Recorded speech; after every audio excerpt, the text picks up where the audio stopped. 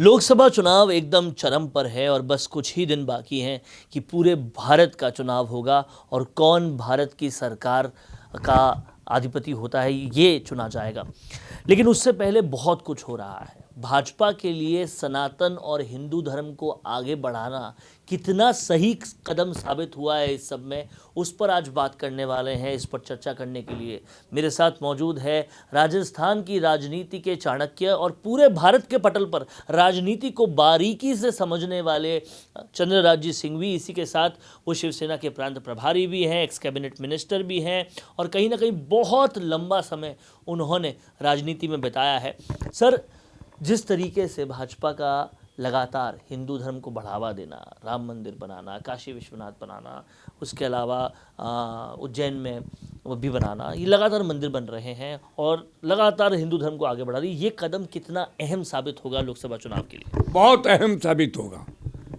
मैं कहता हूँ भाजपा की सबसे बड़ी सफलता ये है कि भाजपा के हिंदुत्व और राष्ट्र और सनातन प्रेम से भयभीत होकर कांग्रेस ने अब ये रास्ता अपना लिया है। कांग्रेस इसी रास्ते पर जा रही है। जैसे कोई बुरी तरह से पिटने के बाद जीतने वाले पहलवान से गुर सीखता है, वो हालत है। इस एक रास्ते के कारण अब कांग्रेस और राहुल गांधी मंदिरों में जाने लगे हैं। इतने दिन तक तो इनको केवल सेकुलर दिखता था, अब इनको लगा सेकुलर तो पिक्यूलर हो गया है, इसलिए ये भी इस रास्ते पर आए। वैसे कांग्रेस ने बनाए नहीं, कांग्रेस ने बहुत बड़े हिंदू नेता दिए, कांग्रेस ने यूज़ नहीं किया। कांग्रेस को लगा कि दलित और मुसलमानों की वोटों की मोनोपोली करने से हमारे को बहुत बड़ा बहुमत मिल जाएगा। धीरे धीरे कांग्रेस पटल में चली गई, फिर ज़मीन पर आ गई और ज़मीन दोज हो गई। अब मैं एक बात जानता हूँ, ये अच्छा काम है। कांग्रेस में अगर आती है तो देर आए दुरुस्त, वो भी अच्छी बात है। अगर सुबह का बुरा शाम को कराता तो भी अच्छी बात है। अब मुझे इस बात की बड़ी प्रसन्नता है और ये भाजपा और मोदी की जीत है। सारा श्रेय मोदी को जाता है या फिर आरएसएस को जाता है, राष्ट्रीय स्वयं संघ को जाता है कि उनके प्रभाव और पैसे अपनी एग्जिस्टेंस के लिए। मैंने पहले भी कहा था, आपके पिछले 2 साल से कम 10 बार मैंने कहा है कि इस आम चुनाव के बाद कांग्रेस की तलाश के लिए दूरी के लिए टेलीस्कोप और साइज के लिए माइक्रोस्कोप ढूंढना पड़ेगा। और मैं 2 खरीद के भी लाया था, वो स्थिति हो गई। हर बात मेरी सही निकली। अब आप एक बात जानिए, चुनाव आ गए हैं और मैं एक बात जानता हूँ, मनुष्य वर्तमान बना सकता है, भविष्य बना सकता है, पर अपना पाश्चात्य कभी नहीं बना सकता, पास्ट बना ही नहीं सकता। मैं पास्ट पर जिंदा रहने वाला आदमी हूँ, इसलिए वर्तमान और भविष्य की चिंता नहीं करता। प्राप्त और उपलब्धि और उसकी कल्पना ये मेरी इच्छा के बाहर है। जब मैं पास्ट पर चलता हूँ तो मैं 60 साल से राजनीति में हूँ। अब मेरे को अधिकार है कहने का, बड़े से बड़े पदों पर रहा हूँ, मेरे को पद की कोई इच्छा ही नहीं है।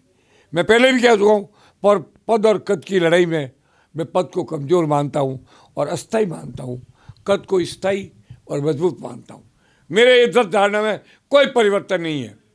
अब आपने पूछ लिया तो मैं आपसे बताऊँ, इस चुनाव के पहले और कोई महत्वपूर्ण बात आप पूछना चाहो तो पूछो। कहीं ना कहीं सर, मैं यहाँ पर ये भी पूछना चाहता हूँ कि आप यहाँ से आगे का क्या स्टेप होगा और कैसे आचार संहिता से पहले कुछ चीज़ें ध्यान रखनी चाहिए? एनडीए की जीत के लिए भाजपा की जीत जरूरी है। 25 में से 25 सीट लाने के लिए नुस्खा जरूरी है।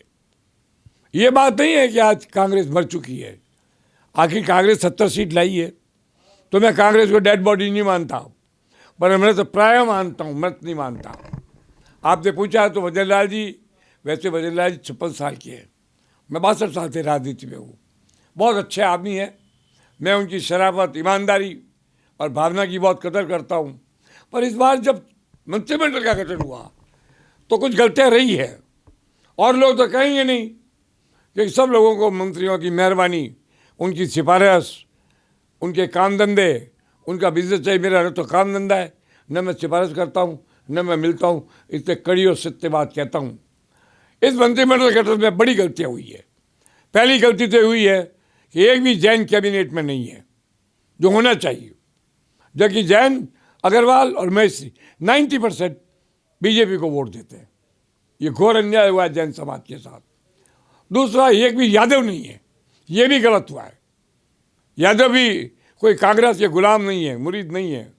अच्छे अच्छे कार्यकर्ता यादवों के, जसवंत यादव है, वो बालकनाथ यादव है, रामवीर यादव है, रामनिवास यादव है, कई लोग हैं, उनका भी कोई महत्व नहीं दिया गया है। और तीसरा, गुजरों में एक राज्य मंत्री बनाया गया है, ये भी गलत। कम से कम एक ही गुजर बनाना था तो कैबिनेट मंत्री बनाना चाहिए था।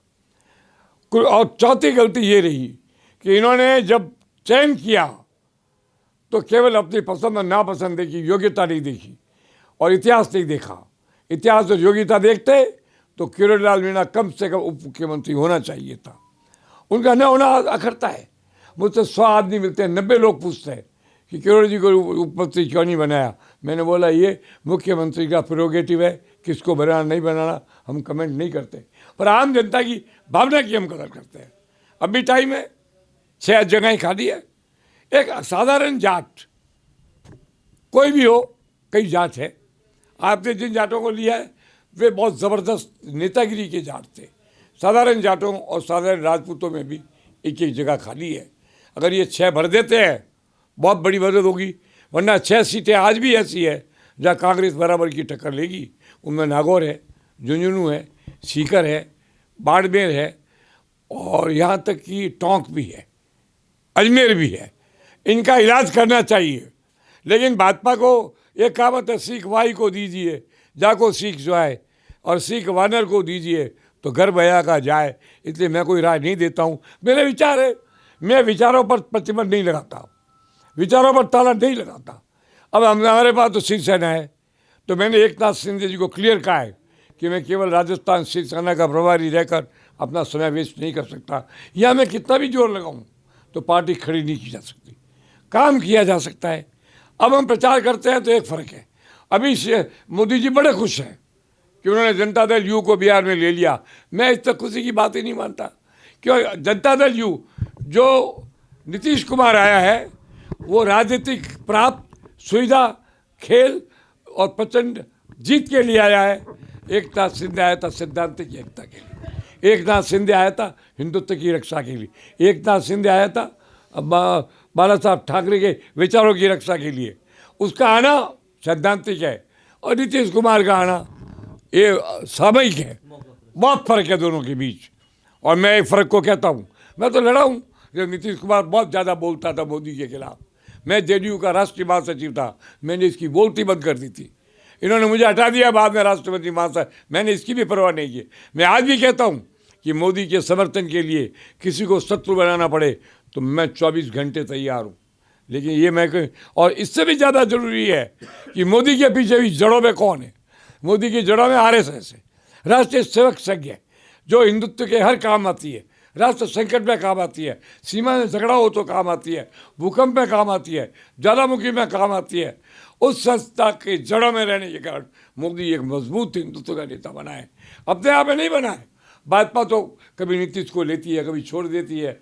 मेरी नज़र में पहला सम्मान नरेंद्र मोदी और अमित शाह का करता हूँ, दूसरा सम्मान भाजपा का नहीं आरएसएस का करता हूँ, और तीसरा कोई भी आदमी हिंदूवादी किसी भी पार्टी का हो मैं उसका विरोध नहीं करता। तो ये थे चंद्रराज सिंघवी, जिन्होंने साफ तौर पे कहा कि लोकसभा चुनाव से पहले क्या कुछ ज़रूरी कदम उठाने चाहिए राजस्थान बीजेपी को, और इसी के साथ हिंदूवादी तौर पे जो भाजपा आगे चल रही है वो तो स्वागत योग्य है ही, लेकिन इसी के साथ साथ ये भी समझना पड़ेगा भाजपा को कि जिन जातियों के साथ अभी तक भेदभाव हुआ है, सही काम नहीं हुआ है, उसको भी करेक्ट करने की जरूरत है। कैमरा पर्सन चेतन के साथ वरुण बंसाली। अब आपको मिल सकती है लाइव चैनल में काम करते हुए पत्रकारिता की डिग्री। यूजीसी अप्रूव्ड यूनिवर्सिटी से मिलने वाली इस डिग्री के साथ आपको मिलेगा लाइव चैनल पर रिपोर्टिंग, एंकरिंग और प्रोडक्शन का काम करने का मौका। काम करने के साथ सीखना और 70% प्रैक्टिकल और 30% थ्योरी के पैटर्न से सिखाते हुए आपको एक पूरा कोर्स करवाया जाएगा। यही नहीं, यहाँ आपको इंडस्ट्री के हिसाब से ट्रेन करने के लिए आज तक सी न्यूज और कई चैनलों में काम करने वाले लोग लेक्चर्स देंगे। साथ ही परमानेंट फैकल्टीज भी इन चैनल्स और अखबारों में लंबा एक्सपीरियंस ले चुके लोग भी होंगे। इसके साथ ही टीवी, न्यूज़पेपर जैसे ट्रेडिशनल मीडिया की लाइव प्रैक्टिकल ट्रेनिंग के अलावा आपको यहाँ पर डिजिटल मीडिया और डिजिटल मार्केटिंग भी इंडस्ट्री नीड्स के हिसाब से सिखाई जाएगी। तो केवल रटना लिखना नहीं, बल्कि इंडस्ट्री जैसा टैलेंट चाहती है, उसकी प्रैक्टिकल एजुकेशन के साथ कीजिए मास कम्युनिकेशन और जर्नलिज्म या मल्टीमीडिया एंड एनिमेशन की BVOC डिग्री। और प्लेसमेंट असिस्टेंट से लेकर ट्रेडिशनल और डिजिटल मीडिया की सारी इंडस्ट्री ट्रेनिंग विद इंटर्नशिप आपको मिलेगी मिशिगा इंस्टीट्यूट ऑफ मीडिया स्टडीज में।